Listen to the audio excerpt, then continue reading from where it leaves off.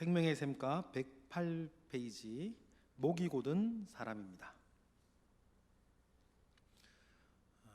먼저 관찰 질문 우리 답을 달아가면서 내용 파악을 먼저 해보겠습니다. 1번 다 같이 읽겠습니다.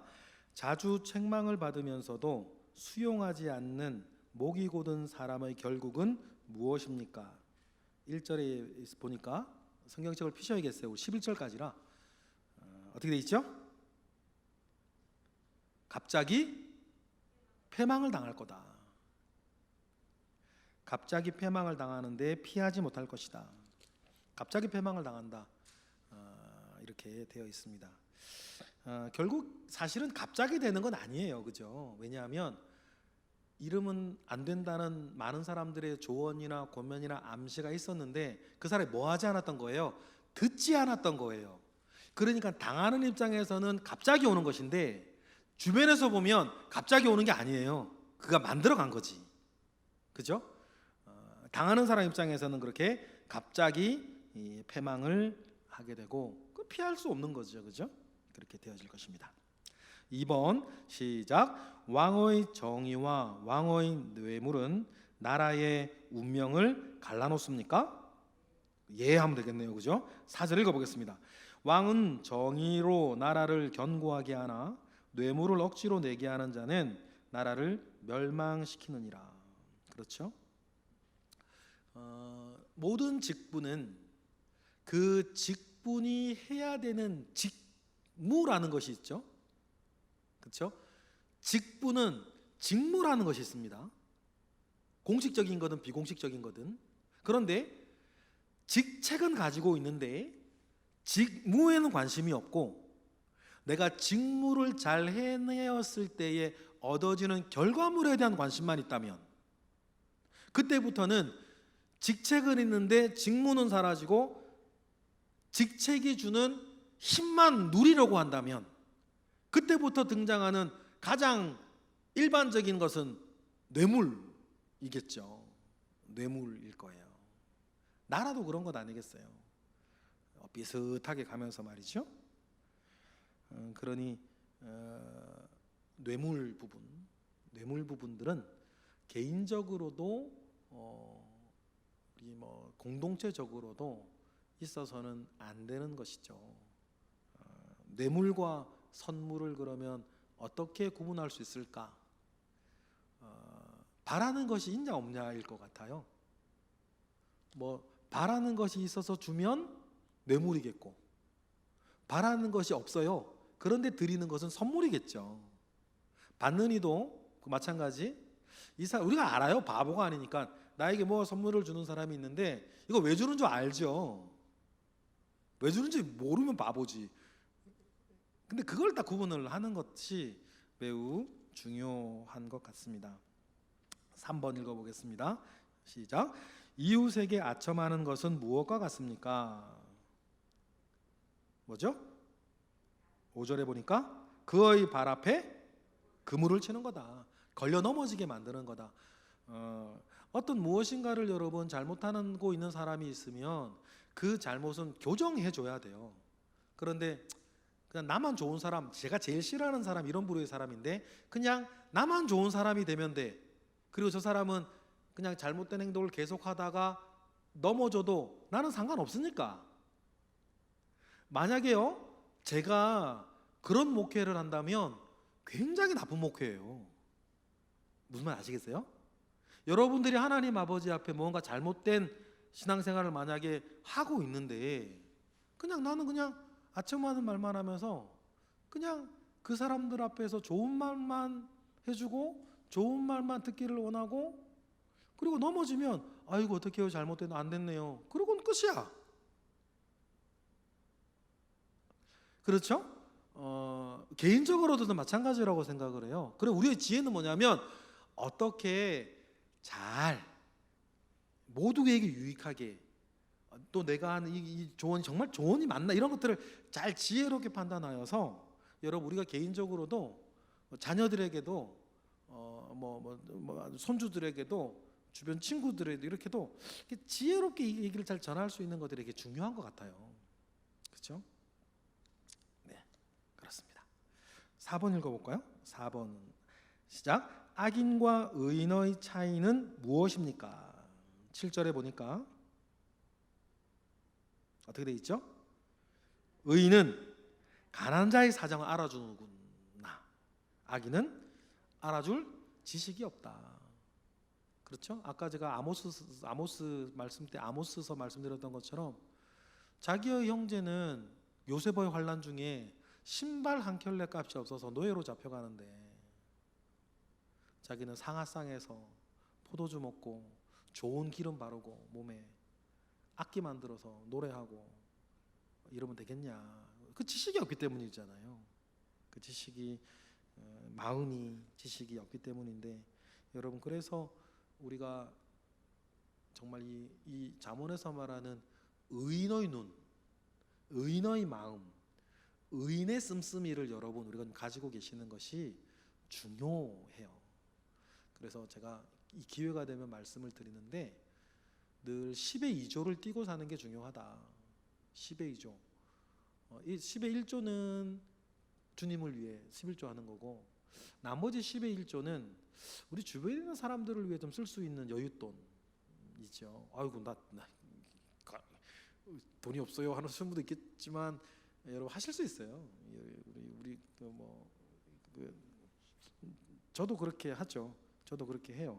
늘 10의 2조를 떼어놓고 봅니다. 일단 그래서 10의 1조는 드리고 10의 2조는 주변의 다른 일들을 위해서 쓸 수 있도록 이렇게.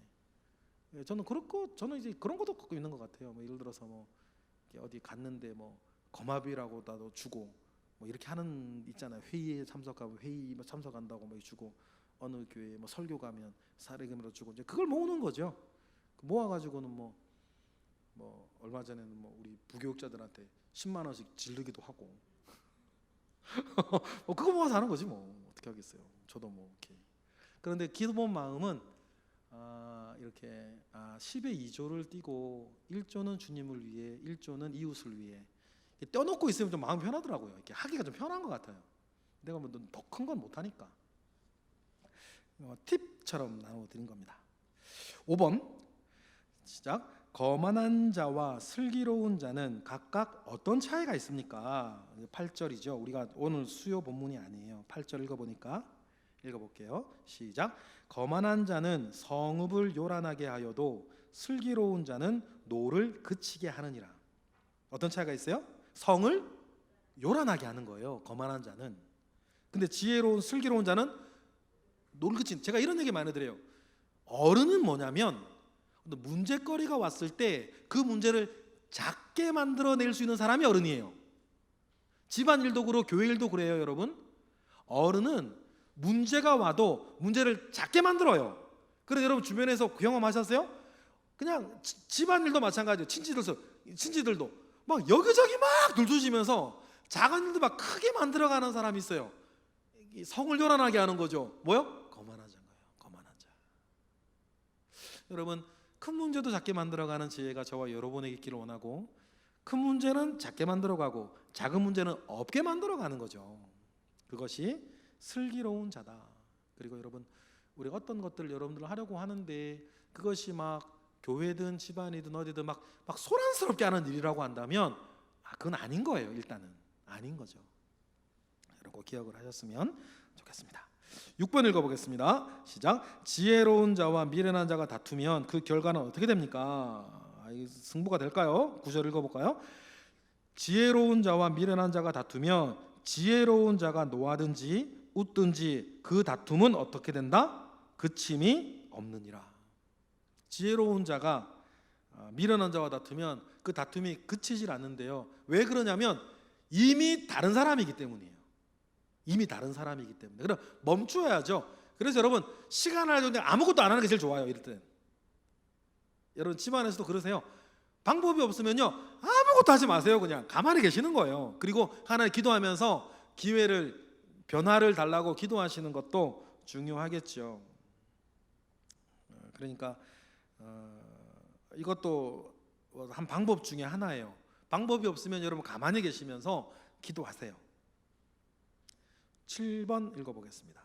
시작. 어리석은 자의 노와 지혜로운 자의 노는 차이는 무엇입니까? 11절에 보니까 시작. 어리석은 자는 자기의 노를 다 드러내어도 지혜로운 자는 그것을 억제하느니라. 여기에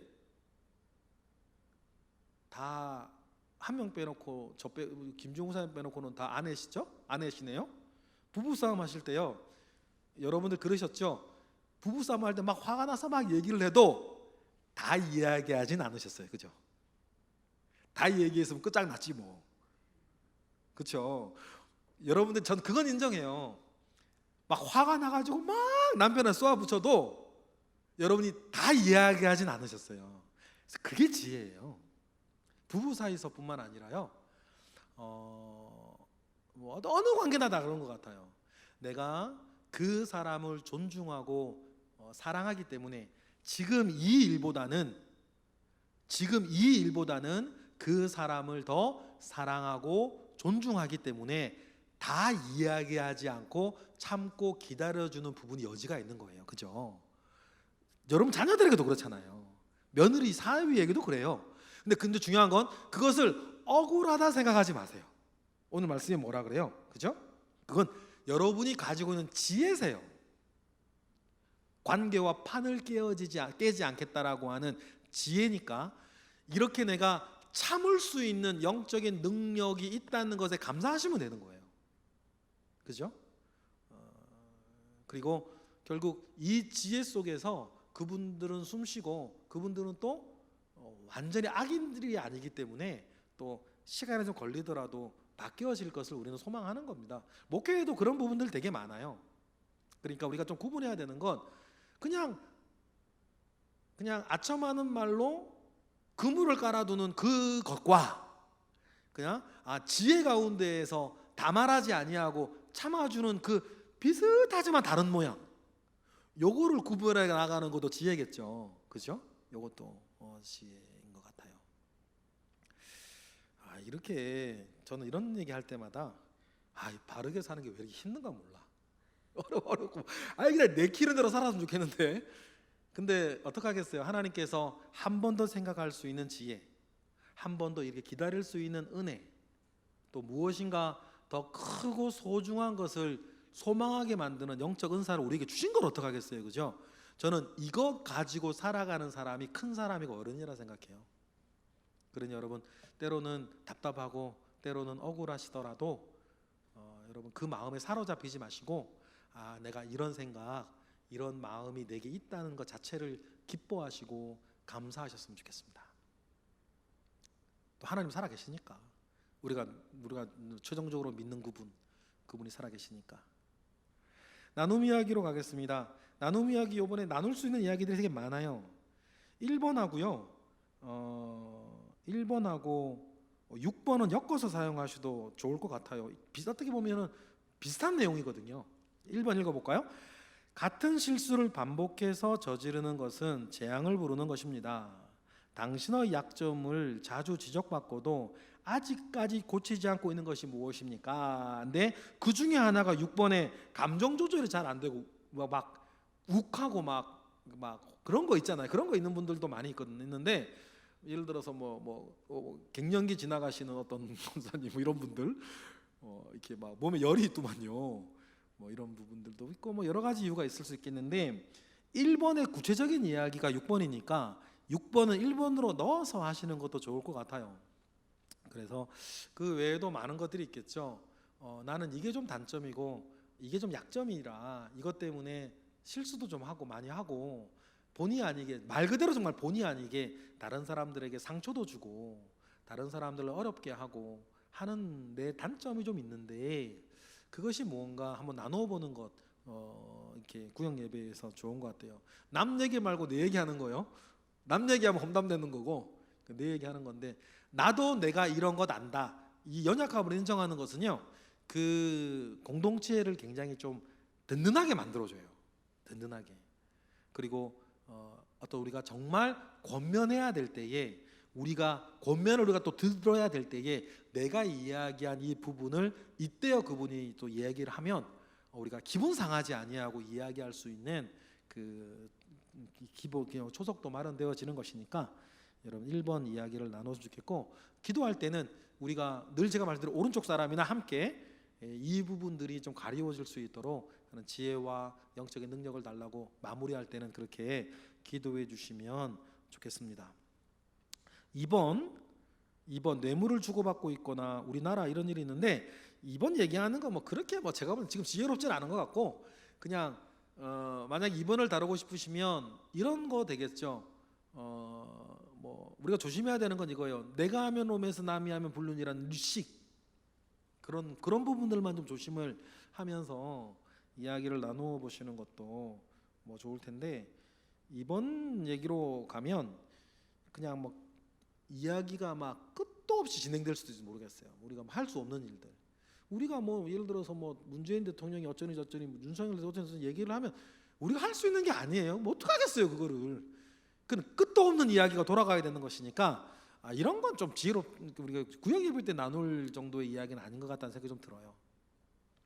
3번 가보겠습니다. 3번 시작. 의인은 하나님께 입은 은혜를 알기에 가난한 자의 형편을 이해하지만 악인은 늘 자기의 이해하며 몰두하기에 가난한 자를 알아주지 못합니다. 오늘 당신은 가난한 자를 어떻게 대하고 있습니까? 혹 주변에 어려운 이웃을 외면하고 있지는 않은가? 라고 이야기를 하면서, 이 이야기는 두 가지로 좀 얘기하셨으면 좋겠어요. 첫 번째, 내가 이렇게 어려운 지경, 이 경제만을 이야기하는 건 아니에요. 내가 이렇게 어려울 때 뭐 가족들이나 주변의 친구들이나 때로는 교우들이 좀 몰라주어서 더 힘들었던 적이 있었나? 요 이야기 괜찮을 것 같죠? 이것을 이야기할 때 조심해야 되는 것은, 그래서 상대방이 나빴어 이렇게 흘러가면 안 되고, 이야기 흐름이 그래서 내가 얼마나 힘들었었는지를 이야기하는 거예요. 비슷한 이야기지만 방향은 다르죠? 힘들었던 이야기를 하면 그 이야기 이렇게 들으면서 바라는 건 우리 구역 안에서도 좀 우리가 스스로 회개가 좀 일어나도록, 그래 스스로 회개가 좀 일어나도록, 그때 우리가 몰랐어 미안하다라는 이야기들을 함께 이야기해 줄 수 있고, 알 수도 없는 일들도 있겠죠. 그리고 여러분, 우리가 또 돌아보아야 될 우리 교우들이나 여러분 가족들이나 친지들이나 때로는 목회자들도 있을 거예요. 그렇죠? 그런 것들에 대해서 우리가 너무 내 삶에 치여서 내가 좀 한 번 더 눈여겨 보아줘야 할 분들을 보지 못하고 있는 것은 아닌가, 이걸 갖다가 우리가 좀 마음을 고쳐잡고 회개하는 쪽으로 구역장 강사님들이 함께 이제 리더해 나아가 주셨으면 좋겠습니다. 자, 4번 읽어보겠습니다. 정당한 권위에 복종하기보다는 항상 불평을 말하며 사람들을 충동질하여 분란을 일으키는 거만은 항상 타인과 불화를 일으키며 사회를 어지럽게 합니다. 당신을 평가한다면 감사하는 사람입니까? 불평하는 사람입니까? 네. 어떠세요? 글쎄요, 이거 좀 나누기도 애매한 것 같기도 해요, 그죠?